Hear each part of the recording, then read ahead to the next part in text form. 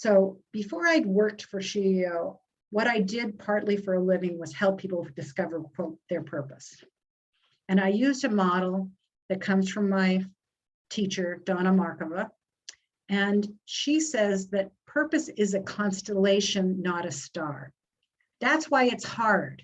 Think about it. I can't see a constellation very well unless someone draws those little lines on paper for me, or takes their finger and when we're looking at the sky and go, look, go from here to here to here to here, right? So what you're looking for when you talk about purpose is a pattern that you kind of have to look sideways at. That's why it's challenging.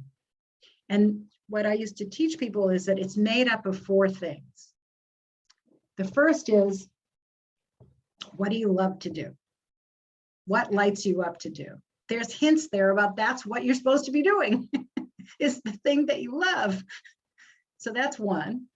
The second is inner gifts and talents. And when I teach this, I say that comes from what your mind pattern and your thinking talents are. So the good news is you've already done that part.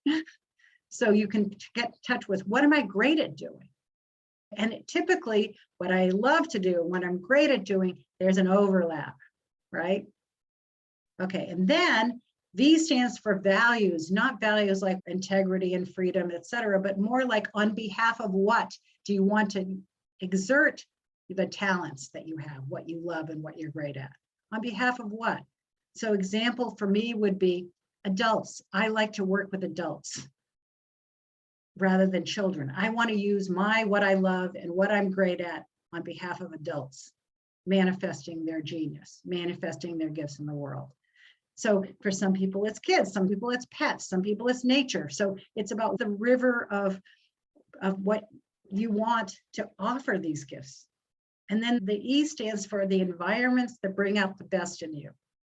Notice the wording. It's not environments you can endure. It's not environments that you've learned to put up with in your life. It's about where have there been the places that have brought out the best in you. Because that's, again, a signal that when you look at all of these together, what you see is an overlap.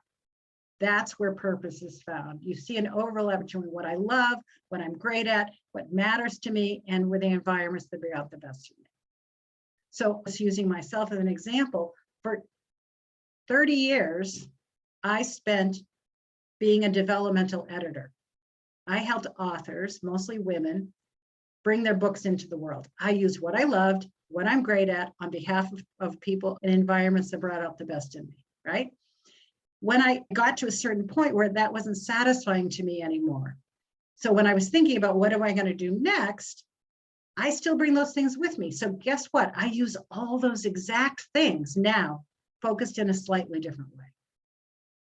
So I believe these are the things that come with you no matter where you go. And the question is just, where do you want to apply it now in your life? Another way to look at this, another way is to check out writings on Ikigai. Ikigai is the Japanese concept for reason for being.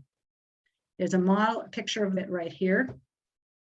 What's interesting is I found this long time after I used the LIVE model, and it's very similar. It's looking at passions, it's looking at what matters to you, it's looking at what you're good at, but it also looks for what can you get paid for.